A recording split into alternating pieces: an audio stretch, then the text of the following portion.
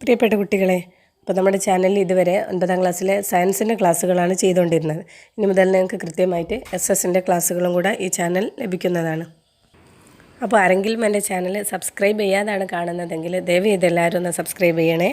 അപ്പോൾ നമ്മളെ 9ാം ക്ലാസ്സിലെ ഒന്നാമത്തെ ചാപ്റ്ററിൻ്റെ പേര് moving forward from the stone age, ശിലായുഗത്തിൽ നിന്ന് മുന്നോട്ട്. ഈ ചാപ്റ്റർ 8ാം ക്ലാസ്സിലെ നിങ്ങളെ ഫസ്റ്റ് ചാപ്റ്ററിൻ്റെ അതേ ഭാഗങ്ങളാണ് ഏകദേശം ഇവിടെ വരുന്നത്. അതിൽ കുറച്ചും കൂടെ സിലബസ് കൂട്ടിയിട്ടേ ഉള്ളൂ. ബാക്കിയൊക്കെ എളുപ്പമാണ് നിങ്ങൾക്ക് പഠിക്കാൻ. 8ാം ക്ലാസ് പഠിച്ച ഒരു ഓർമ്മ ഉള്ളത് കൊണ്ട് നല്ല ഈസി ആയിട്ട് നമുക്ക് ഈ ചാപ്റ്റർ പഠിക്കാം. അപ്പോൾ ഈ ചാപ്റ്ററിൻ്റെ തുടക്കത്തിൽ ജവഹർലാൽ നെഹ്റുവിൻ്റെ letters from a father to his daughter എന്നൊരു കൃതിയിലെ കുറച്ച് ഭാഗങ്ങളാണ് ഇവിടെ കൊടുത്തിരിക്കുന്നത്. നമുക്ക് നോക്കാം. We saw in our last letter that the chief difference between man and other animals was the intelligence of man. അതായത് മനുഷ്യരും മറ്റ് ജീവികളും തമ്മിലുള്ള പ്രധാന വ്യത്യാസം എന്നത് മനുഷ്യരുടെ ബുദ്ധിശക്തിയാണെന്ന് കഴിഞ്ഞ കത്തിൽ കണ്ടുവല്ലോ എന്നാണ് പറയുന്നത്. This intelligence made him clever and stronger than enormous wild animals who would otherwise have destroyed him. അതായത് മനുഷ്യന് ഈ ബുദ്ധിശക്തി ഇല്ലായിരുന്നെങ്കിൽ ഈ വലിയ കാട്ടുജന്തുക്കളൊക്കെ മനുഷ്യനെ നശിപ്പിക്കുമായിരുന്നു എന്നാണ് പറയുന്നത്. The primitive humans had no special weapons to fight his enemies. അതായത് ആദിമ മനുഷ്യർക്ക് ഈ മൃഗങ്ങളോട് പൊരുതാൻ പ്രത്യേകിച്ച് ആയുധങ്ങളൊന്നും ഉണ്ടായിരുന്നില്ല. He could only throw stones at them. ആകെ മനുഷ്യരെന്താ ചെയ്തുകൊണ്ടിരുന്നത്? കല്ലുകളെടുത്തവയെ എറിയുമായിരുന്നു. Then he began to make out of stone axes, spears and many other things including fine stone needles. പിന്നെ അവർ കല്ലുകൊണ്ട് ആക്സ്, സ്പിയേഴ്സിലെ മഴു, കുന്തം, അതുപോലെ കല്ലുകൊണ്ട് സൂചികൾ വരെ, കൽസൂചികൾ വരെ അവരുണ്ടാക്കാൻ ശ്രമിച്ചു. We saw many of these stone weapons in the South Kensington London museum and also in the museum in Geneva. ഇതേപോലെയുള്ള ആയുധങ്ങൾ, നമുക്ക് പണ്ട് കാലത്തുണ്ടായിരുന്ന ആയുധങ്ങൾ ലണ്ടനിലെ സൗത്ത് കെൻസിങ്ടൺ എന്ന മ്യൂസിയത്തിലും അതേപോലെ ജനീവയിലെ മ്യൂസിയത്തിലും നമുക്ക് കാണാൻ പറ്റുമെന്നാണ് പറഞ്ഞിട്ടുള്ളത്. ഇവിടെ ഇതുമായിട്ട് ബന്ധപ്പെട്ടൊരു ക്വസ്റ്റ്യൻ ഉണ്ട്. ഇത് ജവഹർലാൽ നെഹ്റുവിൻ്റെ ഒരു letters from a father to his daughter എന്ന കൃതിയിൽ നിന്നെടുത്ത ഭാഗങ്ങളാണ്. This letters refers to the life of primitive humans. അതായത് പ്രിമിറ്റീവ് ഹ്യൂമൻ എന്ന് പറഞ്ഞാൽ ആദിമ മനുഷ്യരുടെ, പണ്ട് കാലത്ത് ജീവിച്ചിരുന്ന മനുഷ്യരുടെ ജീവിതത്തെക്കുറിച്ചാണ് ഈ കത്തിൽ പ്രതിപാദിക്കുന്നത്. ഇവിടെ നിങ്ങൾക്ക് ഒരു ക്വസ്റ്റ്യൻ ഉണ്ട്. What does he say about the kind of tools that were used by humans to protect themselves from wild animals. ഈ ഒരു ലെറ്ററിൽ എന്തൊക്കെയാണ് സൂചിപ്പിച്ചിട്ടുള്ളത്? എന്തൊക്കെ ടൂളുകളാണ് പണ്ട് കാലത്തെ ആൾക്കാർ മൃഗങ്ങളിൽ നിന്ന് അവരെ പ്രൊട്ടക്റ്റ് ചെയ്യാൻ വേണ്ടി, മൃഗങ്ങളിൽ നിന്ന് രക്ഷ നേടാൻ വേണ്ടി ഉപയോഗിച്ചിരുന്നതെന്നാണ് ഈ കത്തിൽ പറയുന്നതെന്നാണ് ക്വസ്റ്റ്യന്. നമുക്ക് നോക്കാം എന്തിനെക്കുറിച്ചൊക്കെയാണ് പറയുന്നത്. Stone axe, stone spears and stone needle. ഈ 3 കാര്യങ്ങളാണ് എന്ത് ഈ കത്തിൽ പ്രതിപാദിച്ചിരിക്കുന്നത്. ഇനി അടുത്തൊരു question. What could be the purpose for which human in that period used such tools. അതായത് അന്നത്തെ കാലത്ത്, അതായത് കല്ല് മാത്രം ആയുധമായിട്ട് ഉപയോഗിച്ചിരുന്ന ഒരു കാലഘട്ടമാണ്, നമ്മൾ 8ാം ക്ലാസ് പഠിച്ചതാണ് സ്റ്റോൺ ഏജ് എന്ന് പറയുന്നത്. അപ്പോൾ അന്നത്തെ കാലത്തെ പ്രിമിറ്റീവ് ഹ്യൂമൻസ്, ആദിമ മനുഷ്യർ അവരുടെ എല്ലാ ആവശ്യങ്ങൾക്കും വേണ്ടി എന്തായിരുന്നു? കല്ലായിരുന്നു ഉപയോഗിച്ചിരുന്നത്. അതുകൊണ്ടാണ് ആ ഒരു കാലഘട്ടം, ആ പീരീഡ് സ്റ്റോൺ ഏജ് എന്ന പേരിൽ അറിയപ്പെടുന്നത്. അപ്പോൾ എന്തിനൊക്കെ ആയിരിക്കാം അവർ കല്ലുകൾ ടൂൾസായിട്ട് ഉപയോഗിച്ചത്, സ്റ്റോൺ ടൂൾസ് ഉപയോഗിച്ചത്? For protecting themselves from animals. Text ബുക്കിലൊരു പോയിന്റ് കൊടുത്തിട്ടുണ്ട്. അതായത് വന്യമൃഗങ്ങളിൽ നിന്ന് രക്ഷ നേടാൻ വേണ്ടി അവരെന്താ യൂസ് ചെയ്തത്? സ്റ്റോണാണ് യൂസ് ചെയ്തത്. അതുപോലെ ഫോർ ഹണ്ടിങ്, വേട്ടയ്ക്ക് വേണ്ടിയും സ്റ്റോണാണ് ഉപയോഗിച്ചത്. പിന്നെ നമുക്ക് ഒരുപാട് പോയിന്റ് പറയാൻ പറ്റും. For removing the skin of hunted animal. ഇങ്ങനെ വേട്ടയാടി കിട്ടിയ മൃഗങ്ങളുടെ തൊലി കളയാൻ അന്ന് എന്താണ് ഉപയോഗിച്ചിരുന്നത്? സ്റ്റോണാണ് യൂസ് ചെയ്തത്. സ്റ്റോൺ യൂസ് ചെയ്തിട്ട് ആ സ്കിന്ന് റിമൂവ് ചെയ്തിട്ടാണ് ഉപയോഗിച്ചിരുന്നത്. ഇനി ആ 3 പോയിന്റ് അവിടെ നിങ്ങൾക്ക് കൂട്ടിച്ചേർക്കാൻ പറ്റും. The tools developed for the above mentioned purpose were made of stone in the beginning. Later, stone was replaced by metal. അപ്പോൾ ഈ ആവശ്യങ്ങൾക്കൊക്കെ പണ്ട് കാലത്ത് ഉപയോഗിച്ചിരുന്ന ടൂൾസ് എന്ന് പറഞ്ഞത് സ്റ്റോൺ കൊണ്ടുള്ളതായിരുന്നു. ആദ്യ കാലഘട്ടത്തിൽ കല്ല് കൊണ്ടുള്ളായിരുന്നു. അതിനുശേഷം കുറേ കാലഘട്ടത്തിന് ശേഷമല്ലേ നമ്മൾ പഠിച്ചിട്ടുണ്ട്, ഈ ചാൽക്കോളിത്തിക് ഏജ് എത്തിയ സമയത്ത് ആ സ്റ്റോണിൻ്റെ കൂടെ കോപ്പറും കൂടെ മിക്സ് ചെയ്തിട്ടാണ് ആ കാലത്ത് ഉപയോഗിച്ചിരുന്നത്. ഇതൊക്കെ 8ാം ക്ലാസ്സിൽ നിങ്ങൾ ഡീറ്റെയിൽ ആയിട്ട് പഠിച്ചതാണ്. അപ്പോൾ പിന്നീട് എന്തായിരുന്ന കല്ലിന് ശേഷം മെറ്റൽസ് യൂസ് ചെയ്യാൻ തുടങ്ങിയെന്നാണ് പറയപ്പെടുന്നത്. Archaeologist divide human history into different stages on the basis of the material used for making tools. അതായത് ടൂൾസ് ഉണ്ടാക്കാൻ വേണ്ടി യൂസ് ചെയ്ത മെറ്റീരിയലിനെ ബേസ് ചെയ്തുകൊണ്ട് ആർക്കിയോളജിസ്റ്റ്, പുരാവസ്തു ഗവേഷകർ എന്ത് ചെയ്തു? ഹ്യൂമൻ ഹിസ്റ്ററിയെ 2ആയിട്ട് ഡിവൈഡ് ചെയ്യുന്നുണ്ട്. അതായത് ഏത് മെറ്റീരിയൽ യൂസ് ചെയ്താണോ ആ ടൂൾസൊക്കെ ഉണ്ടാക്കിയത് എന്നതിൻ്റെ ബേസിലാണ് എന്ത് ചെയ്തത് ഇവർ ഹിസ്റ്റോറിയൻസ് ഡിവൈഡ് ചെയ്യുന്നത്. ആർക്കിയോളജിസ്റ്റ് ഹ്യൂമൻ ഹിസ്റ്ററിയെ 2ആയിട്ട് ഡിവൈഡ് ചെയ്യുന്നത്. ഈ 2 ഡിവിഷൻസാണ്. ഒന്ന് stone age, and then metal age അല്ലേ. സ്റ്റോൺ ഏജ് ഓൾറെഡി നമ്മൾ പഠിച്ചതാണ് 8ാം ക്ലാസ്സിൽ ഡീറ്റെയിൽ ആയിട്ട്. സ്റ്റോൺ ഏജിനെ 3ആയിട്ട് ക്ലാസിഫൈ ചെയ്യുന്നുണ്ട്. First one Palaeolithic age, then Mesolithic age and Neolithic age. അപ്പോൾ സ്റ്റോൺ ഏജിൻ്റെ പ്രത്യേകത അല്ലേ, അതായത് സ്റ്റോണ് ടൂളായിട്ട് യൂസ് ചെയ്തൊരു ഏജിനെ അല്ലെങ്കിൽ ഒരു കാലഘട്ടത്തിനാണ് നമ്മൾ സ്റ്റോൺ ഏജ് എന്ന് വിളിക്കുന്നത്. അതിനെ 3ആയിട്ടാണ് ഡിവൈഡ് ചെയ്തിരിക്കുന്നത്. അതേപോലെ തന്നെ ഈ സ്റ്റോൺ ഏജിന് ശേഷം വരുന്ന മറ്റൊരു പീരീഡാണ് ഇത് മെറ്റൽ ഏജ് എന്ന പേരിലാണ് അറിയപ്പെടുന്നത്. ഈ മെറ്റൽ ഏജ് തന്നെ വീണ്ടും 2ആയിട്ട് ഡിവൈഡ് ചെയ്യുന്നുണ്ട്. ഒന്ന് ബ്രോൺസ് ഏജ് എന്നും സെക്കൻഡ് വൺ അയേൺ ഏജ് എന്ന പേരിലുമാണ് അറിയപ്പെടുന്നത്. അപ്പോൾ ഈ ക്ലാസിഫിക്കേഷൻ നിങ്ങൾ കൃത്യമായിട്ട് പഠിക്കണം. സ്റ്റോൺ ഏജ് നിങ്ങൾ 8ാം ക്ലാസ് പഠിച്ചതുകൊണ്ട് എല്ലാവർക്കും അറിയാവുന്നതായിരിക്കും. പിന്നെ മെറ്റൽ ഏജിൻ്റെ ഒരു ക്ലാസിഫിക്കേഷനാണ്. അവിടെ ബ്രോൺസ് ഏജ് എന്ന് പറഞ്ഞാൽ നമ്മൾ ചാൽക്കോളിത്തിക് പീരീഡിൽ സ്റ്റോണിൻ്റെ കൂടെ കോപ്പറും കൂടെ യൂസ് ചെയ്ത് ഉപയോഗിക്കുന്നുണ്ട്. ഈ കോപ്പറിൽ ടിൻ എന്ന മെറ്റൽ മിക്സ് ചെയ്തിട്ട് ഉണ്ടാക്കുന്നതാണ് എന്ത് ബ്രോൺസ് എന്ന് പറയുന്നത് അല്ലേ. ബ്രോൺസ് ഏജ് അഥവാ വെങ്കലയുഗം. അതിന് ശേഷമാണ് എന്ത് ചെയ്യുന്നത് അയൺ കണ്ടെത്തുന്നത്. അപ്പോൾ അയൺ കണ്ടെത്തിയപ്പോൾ ബ്രോൺസിനേക്കാളും കുറച്ചും കൂടെ സ്ട്രോങ് ആയിരുന്നു അയൺ കൊണ്ടുള്ള ടൂൾസ്. അപ്പോൾ പിന്നെ അയൺ ടൂൾസായിട്ട് ഉപയോഗിക്കാൻ തുടങ്ങിയ ഒരു കാലഘട്ടമാണ് അയൺ ഏജ് എന്ന് പറയപ്പെടുന്നത്. ഇനി ഇവിടെ സ്റ്റോൺ ഏജിനെ കുറിച്ച് അവിടെ കുറച്ച് പോയിന്റ്സ് കൊടുത്തിട്ടുണ്ട്. ടെക്സ്റ്റ് ബുക്കിൽ എന്താ പറയുന്നത് നോക്കാം. Have you ever thought why the first phase of human history was called the stone Age അല്ലേ. Humans used stones to make tools and weapons during that period. So historians described this phase as Stone Age അല്ലേ. അതൊന്ന് പഠിക്കാനുണ്ട് നമുക്ക്. Stone age എന്ന് പറഞ്ഞിട്ടുണ്ടെങ്കിൽ അന്നത്തെ കാലത്തെ മനുഷ്യർ humans used stones to make tools and weapon. ടൂൾസും വെപ്പൺസും ഉണ്ടാക്കാൻ വേണ്ടി സ്റ്റോൺസ് യൂസ് ചെയ്തൊരു കാലഘട്ടമായിരുന്നു അത്.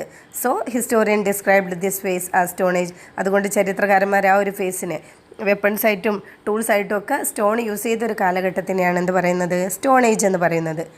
Based on the method used to make stone tools the stone age is divided into 3. അതായത് സ്റ്റോൺ ടൂൾസ് യൂസ് ചെയ്ത് അല്ലെങ്കിൽ ഉപയോഗിച്ചിരുന്ന മെത്തേഡിനെ ബേസ് ചെയ്തുകൊണ്ട് സ്റ്റോൺ ഏജിനെ നമുക്ക് 3ആയിട്ട് ഡിവൈഡ് ചെയ്യാം. Paleolithic Age, Mesolithic and Neolithic. ഇവിടെ നമ്മൾ അടുത്തതായി ഡീറ്റെയിൽ ആയിട്ട് പഠിക്കാൻ പോകുന്നത് പാലിയോളിത്തിക് ഏജിനെ കുറിച്ചാണ്, അല്ലെങ്കിൽ പ്രാചീന ശിലായുഗം. നമുക്ക് നോക്കാം. അതായത് 8ാം ക്ലാസ്സിൽ നിന്നും കുറച്ചും കൂടെ പോയിന്റ് എക്സ്ട്രാ നമുക്ക് 9ാം ക്ലാസ്സിലേക്ക് വരുന്നുണ്ട്. അപ്പോൾ ഏതൊക്കെ പോയിന്റ്സ് നോക്കാം. The characteristic features of the Palaeolithic age is the use of rough stone tools. അതായത് ഈ പാലിയോളിത്തിക് ഏജിൻ്റെ പ്രധാന സവിശേഷത പ്രത്യേകത എന്ന് പറഞ്ഞിട്ടുണ്ടെങ്കിൽ ആ കാലഘട്ടത്തിൽ യൂസ് ചെയ്തത് സ്റ്റോൺ ടൂൾസ് ആയിരുന്നെങ്കിലും അൺപോളിഷ്ഡ് റഫ് സ്റ്റോൺ ടൂൾസാണ് യൂസ് ചെയ്തിരുന്നത്. അതായത് പോളിഷ് ചെയ്യാത്ത പരുക്കൻ കല്ലുകളായിരുന്നു ആ കാലഘട്ടത്തിൽ ഉപയോഗിച്ചിരുന്നത്. ഇനി the term Palaeolithic is derived from 2 Greek words palaios and lithos. അതായത് ഈ പാലിയോളിത്തിക് എന്ന് പറഞ്ഞ ടേം ഗ്രീക്ക് വാക്കുകളിൽ നിന്നാണ് ഡിറൈവ് ചെയ്തിട്ടുണ്ടായിരിക്കുന്നത്. അതായത് പാലിയോസ് എന്ന് പറഞ്ഞാൽ ഓൾഡ് എന്നും ലിത്തോസ് എന്ന് പറഞ്ഞാൽ സ്റ്റോൺ എന്നും അഥവാ ഓൾഡ് സ്റ്റോൺ എന്ന അർത്ഥം വരുന്ന 2 ഗ്രീക്ക് പദങ്ങളിൽ നിന്നാണ് പാലിയോളിത്തിക് എന്ന വേർഡ് ഉണ്ടായിട്ടുള്ളത്. നമുക്ക് നോക്കാം. അതായത് the making of tools is related to the means of subsistence of primitive humans.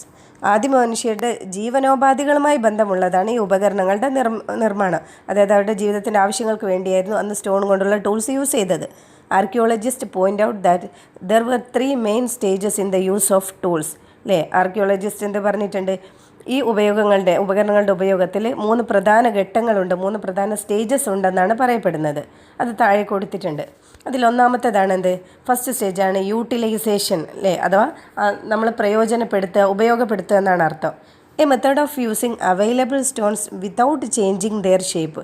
അതായത് നമുക്ക് പ്രകൃതിയിൽ നിന്ന് കിട്ടുന്ന സ്റ്റോൺസിനെ, കല്ലുകളെ രൂപം മാറ്റാതെ അതേപോലെ ഉപയോഗിക്കുന്ന ഒരു രീതിയാണ് എന്ത്, യൂട്ടിലൈസേഷൻ എന്ന് പറയുന്നത്. ഇനി രണ്ടാമത്തെ സ്റ്റേജാണ് ഫാഷനിങ് എന്നാണ് അറിയപ്പെടുന്നത്. അതായത് നമുക്ക് കിട്ടുന്ന കല്ലുകളെ രൂപമാറ്റം ചെയ്തില്ലേ, ഫാഷൻ എന്ന് പറഞ്ഞാൽ എന്ത് ചെയ്യുക, നമ്മൾ രൂപമാറ്റം വരുത്തിയിട്ട് ഉപയോഗിക്കുന്നതിനാണ് ഫാഷനിങ് എന്ന് പറയുക. എന്താ ഫാഷനിങ് എന്ന് അവിടെ കൊടുത്തിട്ടുണ്ട്. The method of using available stone by changing the shape according to the need അല്ലേ. നമ്മുടെ ആവശ്യങ്ങൾക്കനുസരിച്ച് ഈ കല്ലിൻ്റെ രൂപം മാറ്റിയിട്ട് ഉപയോഗിക്കുന്നതിനാണ് എന്ത് പറയുക, ഫാഷനിങ് എന്ന് പറയുക. മൂന്നാമത്തെ സ്റ്റേജാണ് എന്ത്, സ്റ്റാൻഡർഡൈസേഷൻ അഥവാ ക്രമവൽക്കരണം. The method of making specific tools for each purposes. നമ്മൾ ഓരോ ആവശ്യത്തിനും പ്രത്യേക തരം കല്ല് യൂസ് ചെയ്തിട്ട് ഉപകരണങ്ങൾ നിർമ്മിക്കുന്ന ഒരു രീതിയാണ് അല്ലേ. നമുക്ക് ഓരോ ആവശ്യങ്ങൾക്ക് വേണ്ടിയിട്ട് എന്ത് ചെയ്യുക, പ്രത്യേക ടൂൾസാണ് യൂസ് ചെയ്യുന്നത്. സ്റ്റോൺ ടൂൾസ് തന്നെയാണെങ്കിലും പ്രത്യേക രീതിയിലുള്ള ടൂൾസ് ഉപയോഗിക്കുന്ന ഒരു സ്റ്റെപ്പാണ് സ്റ്റേജാണ് സ്റ്റാൻഡർഡൈസേഷൻ എന്ന് പറയുന്നത്. ഈ 3 സ്റ്റേജസ് ആണ് അവിടെ പറയുന്നത്. Then താഴെ the pictures given below are different tools used by primitive humans during different phases of Paleolithic age അല്ലേ. താഴെ കുറച്ച് പിക്ചേഴ്സ് കൊടുത്തിട്ടുണ്ട്. അതായത് പ്രിമിറ്റീവ് ഹ്യൂമൻസ് ആദിമ മനുഷ്യർ പാലിയോളിത്തിക് ഏജിൻ്റെ വ്യത്യസ്ത കാലഘട്ടങ്ങളിൽ യൂസ് ചെയ്ത ടൂൾസാണ് ഇവിടെ കൊടുത്തിട്ടുള്ളത്. Observe them and list out the features of these tools. ഈ ടൂൾസിൻ്റെ പ്രത്യേകത ഒബ്സർവ് ചെയ്യാനാണ് നിങ്ങളോട് പറയുന്നത്. അവിടെ താഴെ പിക്ചറിൽ നിങ്ങൾക്ക് കാണാം. ഒന്നാമത്തേതാണ് എന്ത്, പെബിൾ ടൂൾസ്. ഇതിന് കൊടുത്തിട്ടുണ്ട് ബൈഫേസ് കോർ ടൂൾസ് എന്ന് പറയും. രണ്ടാമത്തേത് ഫ്ലേക്ക് ടൂൾസ് എന്നാണ് പറയുന്നത്. ഇവിടെ ബൈഫേസ് കോർ ടൂൾ എന്ന് പറഞ്ഞിട്ടുണ്ടെങ്കിൽ നമുക്കറിയാതെ ഒരു കല്ല് പൊട്ടിച്ചിട്ടുണ്ടെങ്കിൽ നമ്മൾ എന്ത് ചെയ്യുക, അത് കുറേ പീസസ് ആയി മാറും. അതിൽ ആ വലിയ കഷ്ണത്തിനെയാണ് എന്ത് പറയുക, കോർ എന്ന് പറയുക, കോർ സ്റ്റോൺ എന്നാണ് പറയുക. ആ കോർ സ്റ്റോൺ ഉപയോഗിച്ചിട്ട്, ആ വലിയ കല്ല് ഉപയോഗിച്ചിട്ട് ഉണ്ടാക്കുന്ന ടൂളാണ് എന്ത്, കോർ ടൂൾസ് എന്ന പേരിൽ അറിയപ്പെടുന്നത്. അതേസമയം തന്നെ എന്താ, അതിൻ്റെ ചെറിയ ഭാഗങ്ങൾ നമ്മൾ അറിയപ്പെടുന്നത് ഫ്ലേക്ക് സ്റ്റോൺ എന്നാണ്. ആ ഫ്ലേക്ക് സ്റ്റോൺ യൂസ് ചെയ്തിട്ട് ചെറിയ കല്ലുകൾ ഉപയോഗിച്ചിട്ട് ഉണ്ടാക്കുന്ന ടൂൾസിനാണ് ഫ്ലേക്ക് ടൂൾസ് എന്ന പേരിൽ അറിയപ്പെടുന്നത്. ഇതിനെക്കുറിച്ച് ഡീറ്റെയിൽ ആയിട്ട് നെക്സ്റ്റ് പേജ് കൊടുത്തിട്ടുണ്ട്.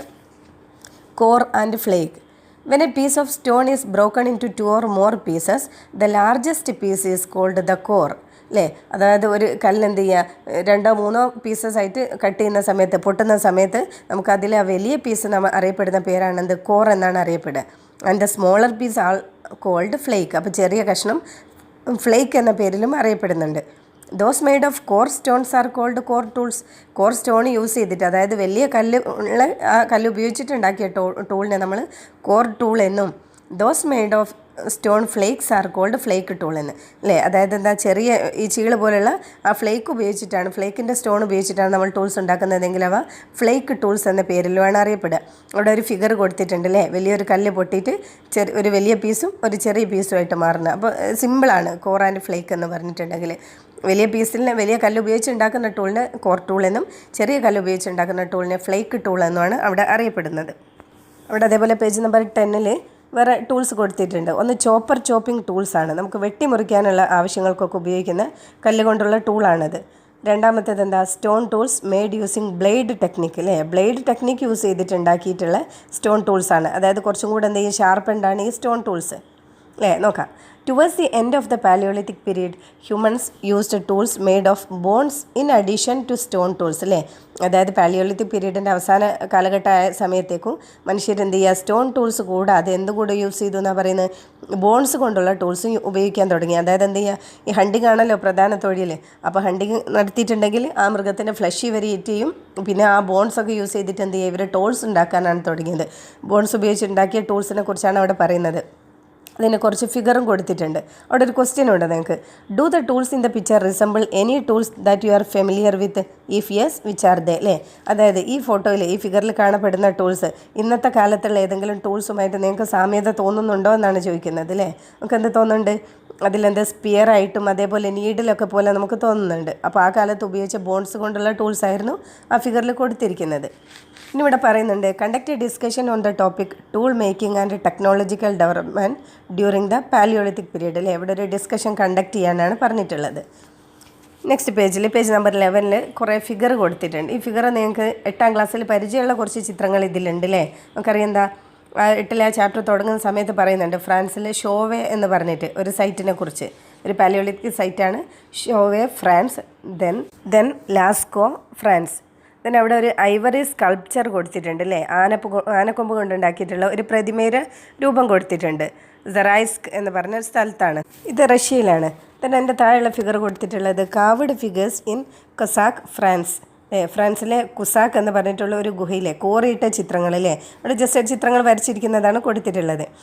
ഇനി ലാസ്റ്റ് ഒരു ഫിഗർ ഉണ്ട്, carvings on bones found in La Garma cave Spain.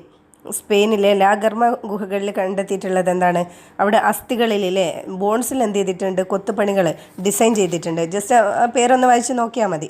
ഇനി നെക്സ്റ്റ് നമുക്ക് അവിടെ കൊടുത്തിട്ടുള്ളത്, the pictures given above are the artistic creations of primitive humans അല്ലേ. അവിടെ പ്രാചീന മനുഷ്യരുടെ, ആദ്യകാലത്തുള്ള മനുഷ്യരുടെ കലാസൃഷ്ടികളുടെ ഒരു ചിത്രങ്ങളാണ് കൊടുത്തിട്ടുള്ളത്.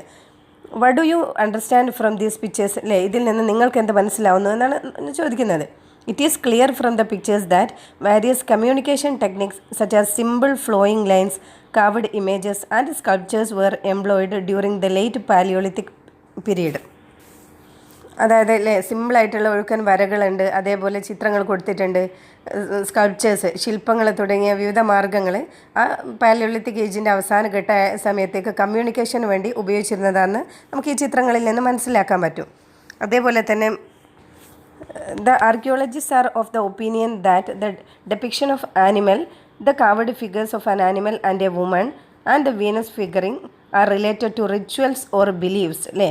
അതായത് ആർക്കിയോളജിസ്റ്റ് പറയുന്ന പുരാവസ്തു ഗവേഷകർ പറയുന്നത് അവരുടെ അഭിപ്രായം ഈ ആനിമൽസിൻ്റെയും പിന്നെ അതേപോലെ തന്നെ വിമൻ്റെയും പിന്നെ വീനസ് ഫിഗറിങ് ഒക്കെ എന്തിനെ സൂചിപ്പിക്കുന്നു എന്ന് പറയുന്നത് ആചാരങ്ങളും വിശ്വാസങ്ങളുമായിട്ട് ബന്ധപ്പെട്ടതാണെന്നാണ് പറയുന്നത്. ആ റിച്വൽസ് ആൻഡ് ബിലീഫ്സ് എന്നുള്ളത് ഇമ്പോർട്ടൻ്റ് ആണ്, അന്ന് ഓർത്ത് വെക്കണേ, ആ വിശ്വാസങ്ങളുമായിട്ട് ബന്ധപ്പെട്ടതാണ്.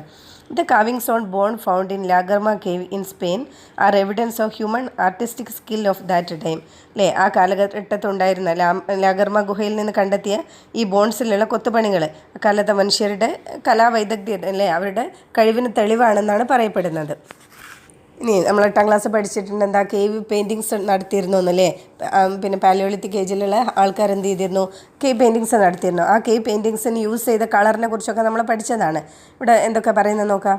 Various colours were used to draw the cave paintings അല്ലേ. ഗുഹകളിൽ ചിത്രം വരയ്ക്കാൻ വേണ്ടി വ്യത്യസ്ത കളറുകൾ യൂസ് ചെയ്തിരുന്നു. ഇനി എവിടുന്നാണ് ഇവർക്ക് ഈ കളർ കിട്ടുന്നത്?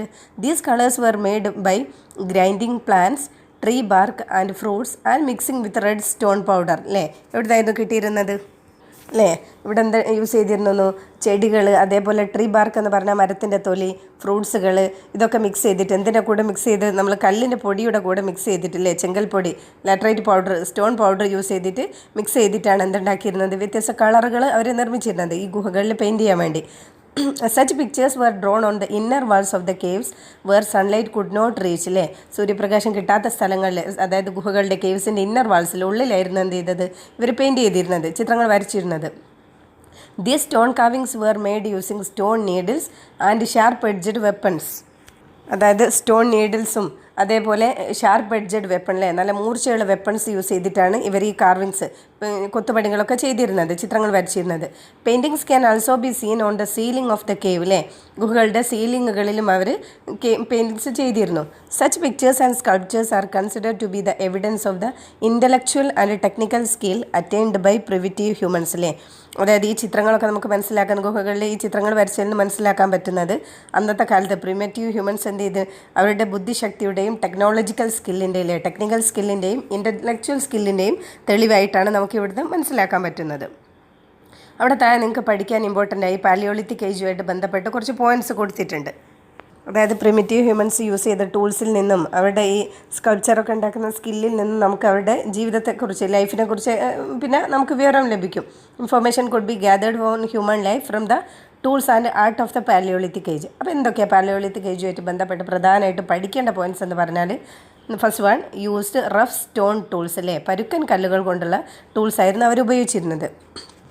Next point, the lived in caves and open spaces അല്ലേ, ഗുഹകളിലും അതേപോലെ ഓപ്പൺ സ്പേസിലായിരുന്നു അവർ താമസിച്ചിരുന്നത്.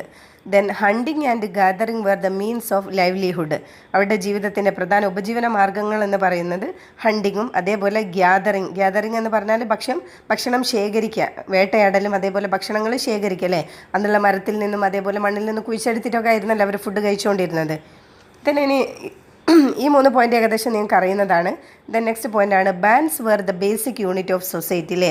ആ കാലത്തെ ആൾക്കാരുടെ പ്രധാനപ്പെട്ട സൊസൈറ്റിയുടെ ബേസിക് യൂണിറ്റ് എന്ന് പറയുന്നത് ബാൻഡ്സ് ആണെന്നാണ് പറയുന്നത്, ബാൻഡുകൾ. അവിടെ ബാൻഡുകൾ എന്താണെന്ന് നെക്സ്റ്റ് സൈഡിൽ ഒരു സൈഡ് ബോക്സ് കൊടുത്തിട്ടുണ്ട്, നോക്കാം. Bands are small groups of fewer than 100 members. Band members were bound by blood relation അല്ലേ. 100-ൽ താഴെ അംഗങ്ങൾ ഉൾപ്പെടുന്ന ഒരു ചെറിയ ഗ്രൂപ്പിനാണ് ബാൻഡുകൾ എന്ന് പറയുക. ഈ ബാൻഡുകളുടെ പ്രത്യേകത എന്താ? They are bound by blood relation അല്ലേ, രക്തബന്ധം കൊണ്ട് അവർ ബന്ധിപ്പിച്ചിരിക്കുന്നു എന്നാണ് പറയുന്നത്. അപ്പോൾ ഈ ബേസിക് യൂണിറ്റ്, സൊസൈറ്റിയുടെ ബേസിക് യൂണിറ്റ് ബാൻഡാണ്. അപ്പോൾ ഈ ബാൻഡ് എന്താണെന്നാണ് നമ്മളിപ്പോൾ പഠിച്ചത്. ഇനി men were engaged in hunting and women in gathering അല്ലേ. പുരുഷന്മാരെന്തില്ല ഹണ്ടിങ്ങിൽ എൻഗേജ്ഡ് ആകുന്ന സമയത്ത് സ്ത്രീകൾ എന്തായാലും ചെയ്തത് ഭക്ഷണം ശേഖരിക്കുന്നതിലായിരുന്നു അവരേർപ്പെട്ടിരുന്നത്. ദെൻ ആ കാലത്ത് ഫുഡ് വാസ് നോട്ട് സ്റ്റോർഡ് അല്ലേ, ഭക്ഷണം അവർ സൂക്ഷിച്ചു വെച്ചിരുന്നില്ല, സംഭരിച്ചു വെച്ചിട്ടുണ്ടായിരുന്നില്ല. Then nomadic life prevailed. Nomadic life എന്ന് പറഞ്ഞാൽ നാടോടി ജീവിതം. ആ കാലത്ത് നൊമാഡിക് ലൈഫ്, നാടോടി ജീവിതമാണ് നിലനിന്നിരുന്നത്. ടെക്സ്റ്റ് ബുക്കിൽ അവിടെ ഒരു മാപ്പ് കൊടുത്തിട്ടുണ്ട്. Note down the features of the Palaeolithic centres mentioned on the world map അല്ലേ. ഈ വേൾഡ് മാപ്പിൽ കൊടുത്തിരിക്കുന്ന ഈ പാലിയോളിത്തിക് സെൻറ്റേഴ്സിനെ കുറിച്ച് അവിടെ സൂചിപ്പിക്കാനാണ് പറഞ്ഞിട്ടുള്ളത് അല്ലേ. മാപ്പിൽ കുറച്ച് സൈറ്റുകൾ നമ്മൾ ഇതുവരെ പഠിച്ചിട്ടുള്ള സൈറ്റുകൾ അവിടെ മാപ്പിൽ കൊടുത്തിട്ടുണ്ട്. ഇത്രയാണ് പാലിയോളിത്തിക് ഏജിനെ കുറിച്ച് നമുക്ക് പഠിക്കാനുള്ളത്. നെക്സ്റ്റ് ക്ലാസ്സിൽ നമുക്ക് അടുത്ത ഏജ് ആയിട്ടുള്ള അല്ലേ മീസോളിത്തിക് ഏജിനെ കുറിച്ച് പഠിക്കാം. അപ്പോൾ ഇപ്പോൾ ക്ലാസ് ഞാനിവിടെ നിർത്തുകയാണ്. അപ്പോൾ എൻ്റെ ക്ലാസ് നിങ്ങൾക്ക് മനസ്സിലാവുന്നുണ്ടെങ്കിൽ ദയവ് ചെയ്ത് ചാനൽ സബ്സ്ക്രൈബ് ചെയ്യുക. അതുപോലെ നിങ്ങളുടെ ഫ്രണ്ട്സിനൊക്കെ ഷെയർ ചെയ്ത് കൊടുക്കുകയും ചെയ്യണേ. താങ്ക്